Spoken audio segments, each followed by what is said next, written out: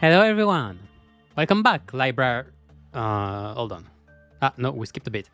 Well, manager, time for Walpurgis again, and here's a quick guide for it. First I introduce the event fight itself, its mechanics, how to abuse them and what are good picks for the fight.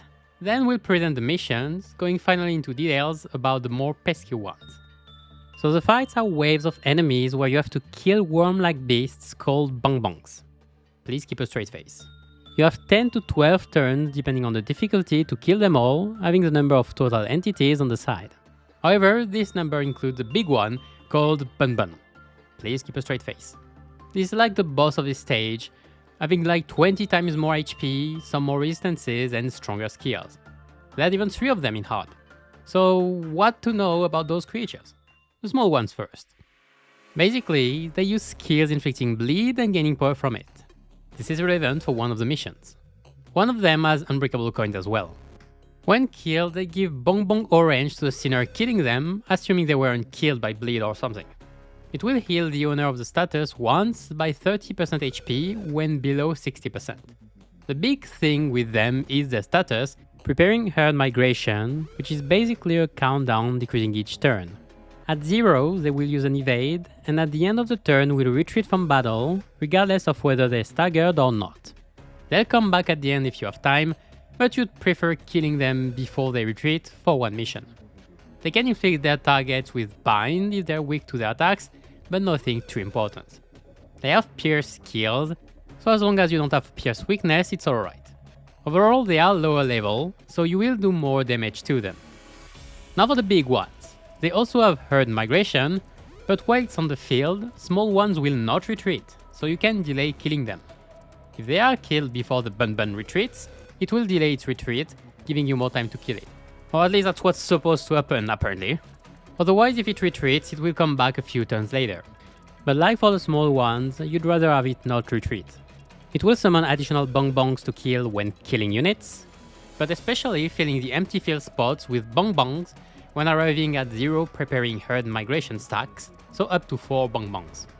Now you might be wondering, how does one take care of the beast? Well, he has a very convenient passive. First, while all his skills have unbreakable coins, they will become regular coins when clashing against skills spending ammo, losing clash power in the process as well.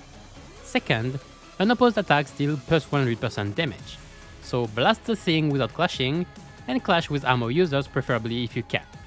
In practice, to take it down quickly enough, you would let some of the smaller one's attacks go through and bursting, while focusing the attacks on the big one.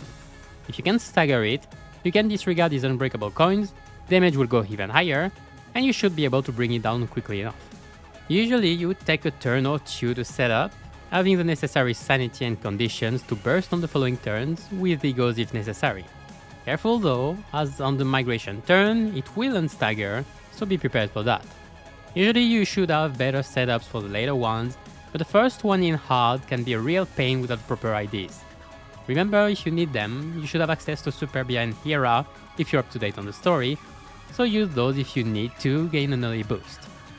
Both big and small ones have similar weaknesses, resisting blunt, gluttony and pride, but mostly being weak to pierce and very much to wrath and gloom. So bringing IDs based on those scenes is mostly encouraged, especially pierce ones. For list, for wrath it mostly includes burn IDs, with some blood fiends also being pretty useful.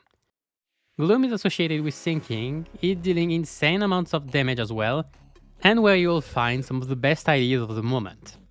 Finally, ammos having advantage means that a lot of the ones we currently have get a lot of benefits. This is even more true when checking the welfare team captain buffs the first deploy ID gets, offering an additional slot, replacing a skill 1 by skill 3, and giving ego resources on kill, increasing status potency, the usual. But this time it will also boost ammo users by increasing their damage by 30% when spending or gaining ammo, as well as healing allies' SP when using them. That's a strong deal. So in first position, it is heavily recommended to use an ammo user among the ones available. Some of other very strong IDs can also work too though. Alright, so now that we know the fight, what are the missions to do? First, let's start with the easy version. Here's the list. Most of them can be done without too much thought. Defeating 20 BongBongs and a BunBun means clearing the entire encounter pretty much. Funnily enough, you can do both without clearing the encounter. Killing them without retreating means killing them fast enough. Be careful to finish the ones evading, and in the first place, try focusing the ones with the lower countdown. Completing without allies' death or allies' SP dropping below -45 SP should be easy enough if you're careful and not taking too much damage from BunBun. Nor play ABS fast. I'll come back to bleed potency after. 3 allies gaining BongBong Orange at least once pretty much means that 3 allies need to kill a BongBong. 300 plus damage attack skill can easily be done with a strong AoE, or a skill 3 unopposed on BunBun, especially Raz, Gloom, Pierce 1, or if it's staggered. The team captain has to defeat 5 or more enemies, defeat the single BunBun, and take less than 5 hits. That's overall target and damage management, and should be done without too much trouble, especially if it's your strongest member.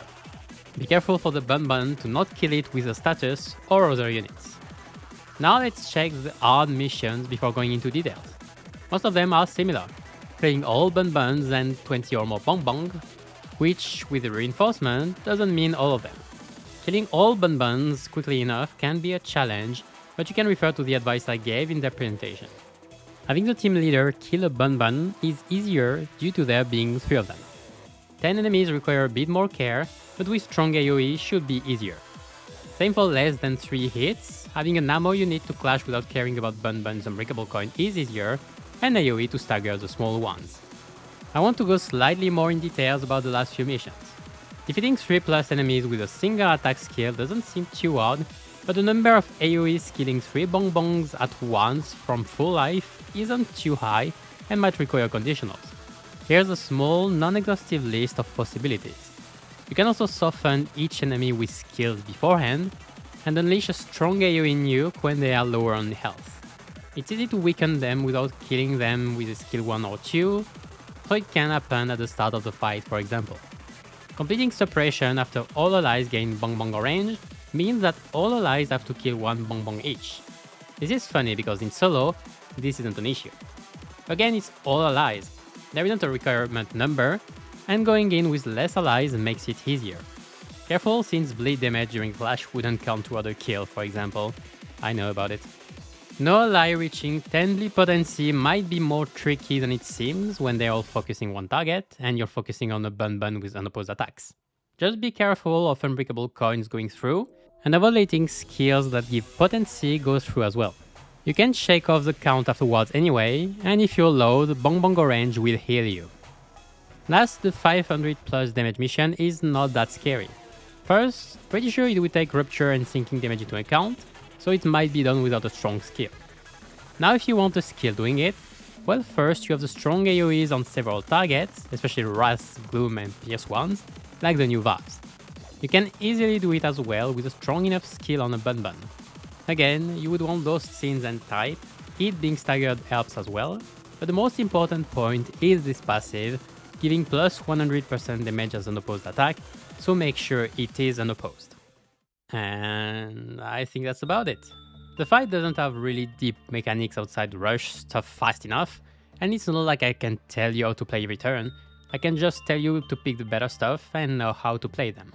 To be fair, with power creep happening left and right, there has been more and more options to clear out those missions easily, especially with the latest additions.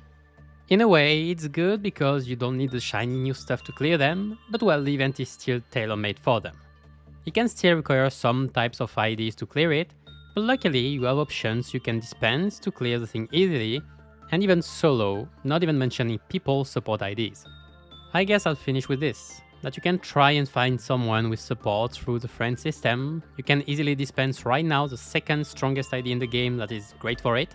You can now check teams that succeeded pretty well, and if you wanna search for the IDs you have meeting criteria, the UI allows for that as well now. So in short, you have very little excuses now. But anyway, now that it's done, we just have to wait for the next Valp in either 2 or 4 months. For Arena, probably. I don't know, but that's broken. Continue once more Valp, we lost. And at the end of the video, thanks for watching. Final message, well that's another Walpurgis done. I guess next video will be the new railway, even if that's a bit far away. I know I'm not posting much regular videos anymore, limiting myself to bigger reviews or guides, but I don't have many topics I feel like covering. I don't feel like going into extensive details about every single team comp every time a new ID comes up, focusing more on keyword reviews for that, and the best I could do would be updates on those and topics like ID's max damage as well. Expect a few more things maybe being dropped randomly, so subscribe and check the community tab for weekly news. In any case, see you next time, and keep your sanity high in this slow descent into the inferno.